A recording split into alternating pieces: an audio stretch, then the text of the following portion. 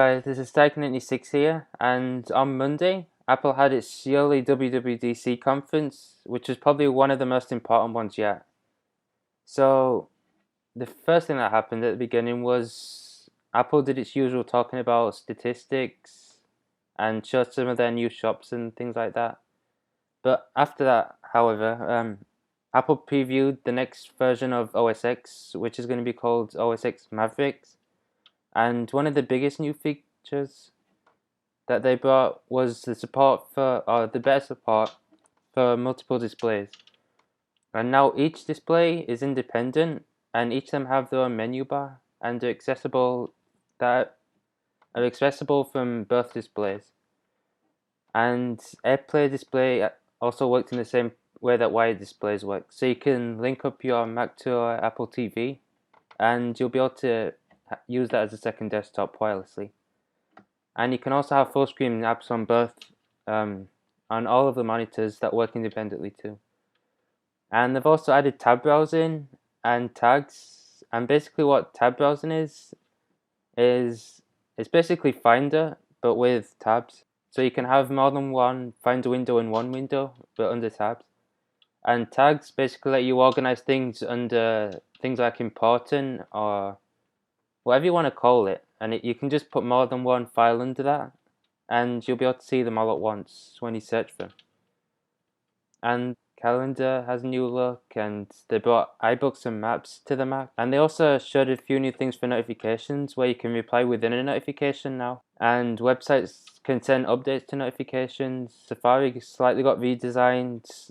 The iCloud keychain was announced, which lets Safari create a password for you for when you make a new account in something, and it'll automatically sync it between your Apple devices. So in theory, you should never have to remember it, because it'll always be there. And iWork in the cloud was also announced, which is basically iWork but in the cloud. So you can get to it through a web browser on any OS really, I imagine. They only mentioned Mac OS X and Windows, but I imagine it'll be coming to Chrome and things like that too. And there were lots of behind the scenes things to make Mac OS X Mavericks a lot faster than Mac OS X Mountain Lion, sorry. So there's this thing called AppNap, which basically when you put an app on top of another one and the one behind it's out of view, then it will reduce the power going to that app. So it'll only give its resources to the apps that you can see. So in theory, they should be a lot faster. During the conference, Apple also announced some hardware, where we saw the MacBook Air get a speed bump and have its battery life greatly improved from 7 hours on the 13-inch MacBook Air and to 12 hours, and on the 11-inch from 5 hours to 9 hours. And we also got a sneak peek at the new beautiful Mac Pro, which also got a complete redesign that makes it look way much more beautiful and is 8 times smaller than the previous Mac Pro. It also got a speed bump, which basically makes it more or less twice as fast as the previous one. It got 2 new video cards, an addition of Thunderbolt, USB 3, and many of the great upgrades like that. We also saw a new faster Airport Express with the new 802.11 AC wireless standard, and a whole new design, which basically makes it look kind of like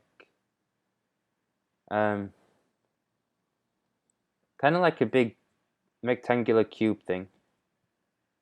Anyway, going on to iOS now. iOS was the star of the show, really.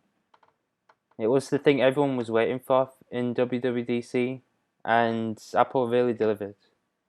So Johnny Ive, as you know, took over the design for iOS, and he completely redesigned the OS with a new flat look, but yet beautiful look, with translucent menu bars and new animations. They also unveiled Control Center, which gives you access to toggle settings like brightness and Bluetooth, and gives you access to music settings and the option to turn on the phone flash at times that you need it, for example at night.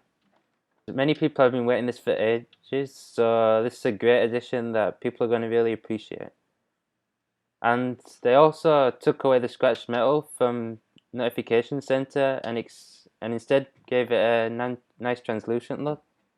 And they also added different sections. They added today section, which basically shows what's going to happen today, or which things you've got in your calendar for today, or things like that. There's all, which basically shows all your notifications, and then there's missed, which shows notifications that you've missed.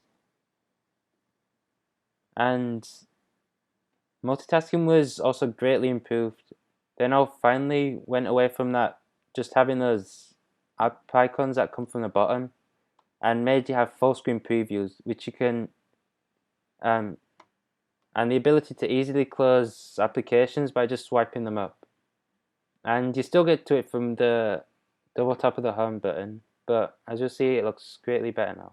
Photos also got a redesign, and you can now arrange your photos by place and year, so you can easily find the photos you want from that huge camera roll collection everyone has. And there's also AirDrop, which lets you send files between multiple iOS devices, and I assume Macs too, because they have the feature. And iTunes Radio was announced, which lets you listen to different collections of songs called stations that are free of charge but add ads. But the ads are removed if you are a part of iTunes Match. And unfortunately, this feature is only US only for now, but it's going to be expanding to places soon. So the camera app also got a redesign with a few new features, with new photo filters and also a square mode, which lets you take a square photo. Safari also got a redesign and now has a new tab view, or a new way to see your tabs, which are unlimited now, by the way. And they also have a new unified search and address bar instead of having the two separate ones. And when you go to search for something, it shows you suggestions underneath of different websites like Twitter and Apple.com, I guess, and stuff like that. Siri also has a new look now, where it's like this kind of soundbar thing at the bottom, and you can now choose between a male and a female voice. And you can also use her or him to toggle things like Wi-Fi and Bluetooth, which you couldn't do before. And the other apps like Mail, Weather, and Messages also have great new looks too.